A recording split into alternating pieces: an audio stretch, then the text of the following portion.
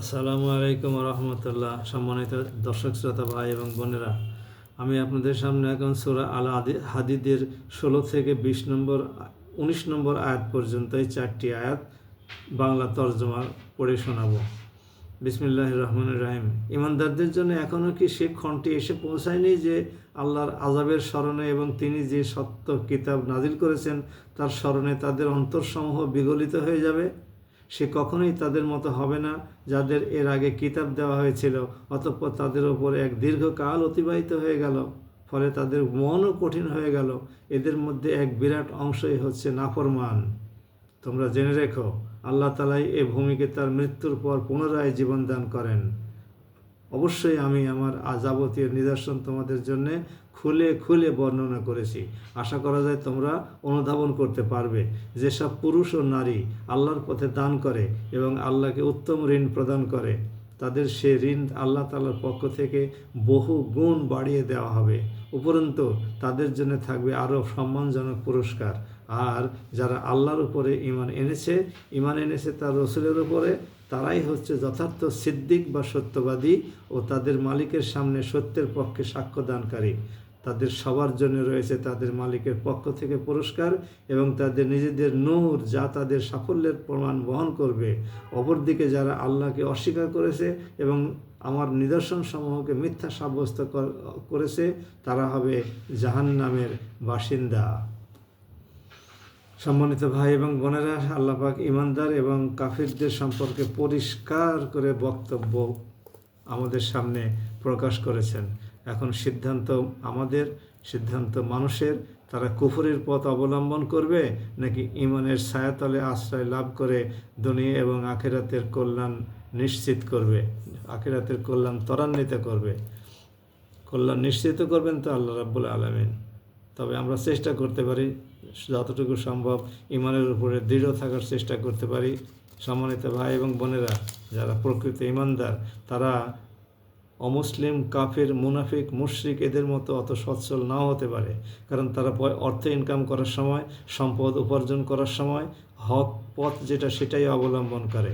আর অন্য শ্রেণীর যারা আছে তারা হক না হকের মধ্যে কোনো বাছ বিচার করে না। তারা যে পথে ইনকাম করা যায় সেই পথেই অবলম্বন করে। সুতরাং তারা কখনোই সমান হতে পারে? কখনোই সমান হতে পারে না। আসুন আমরা হক পন্থায় অর্থ উপার্জন করি এবং হক পন্থায় ব্যয় করি। আল্লাহকে উত্তম ঋণ মানে কর্জে হাসানা। আমরা কর্জে হাসানাটা খুব ভালো বুঝি, আর উত্তম ঋণ বললে পরে আমরা এটা ভালো বুঝি না। কাজেই আল্লাহর পথে খরচ করা, গরিব দুঃখীদের কল্যাণের জন্য ব্যয় করা, গরিব দুঃখী আত্মীয় স্বজনদের কল্যাণের জন্যে, তাদের কর্মসংস্থানের জন্যে, তাদের ভরণ পোষণের জন্যে অর্থ সম্পদ দান করা, জিহাদের আল্লাহর পথে যারা প্রচেষ্টা চালিয়ে যাচ্ছে দিন কায়েমের জন্যে তাদেরকে অর্থ সাহায্য প্রদান করা, জাকাত প্রদান করা, এগুলো সব আল্লাহর পথে দান করার শামিল। আরও অনেক পথ আছে যে সমস্ত পথগুলো উন্মুক্ত, আল্লাহর পথে দান করা যায়। মসজিদ মাদ্রাসায় দান করা, তারপরে নিঃস্ব পথিকদের দান করা, যারা দিনের কাজে নিয়োজিত আছে তাদের অর্থ সাহায্য প্রদান করা, এই সমস্ত বিষয়গুলোকে, যারা ঋণগ্রস্ত আছে, দুস্থ আছে, তারপরে আপনার অসহায় আছে, নিঃস্ব আছে, গৃহহীন আছে, এই সমস্ত যারা অনেক কষ্ট করেও জীবন নির্বাহ করতে পারছে না, সন্ততিদেরকে ভালো জীবন উপকরণ সরবরাহ করতে পারছে না, এসবই আল্লাহর রাস্তায় দান করার শামিল এবং কর্জে হাসানার শামিল। কর্জে হাসানার একটি বৈশিষ্ট্য হলো, আপনি যাকে ঋণ দেবেন, যাকে কর্জ দেবেন, সে যদি সেটা ফেরত না দেয় তাহলে ক্ষমা করে দিতে হবে। এই শর্তে কাউকে আর্থিক সহায়তা প্রদান করলে সেটাকে কর্জে হাসানা বলে।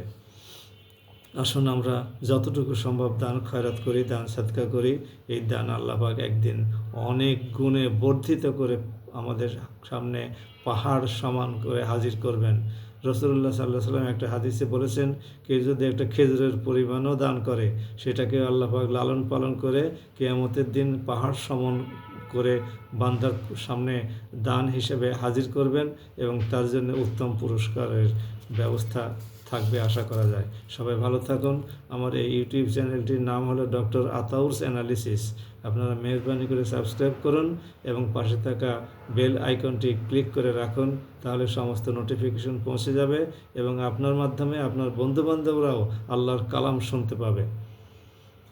আসসালামু আলাইকুম।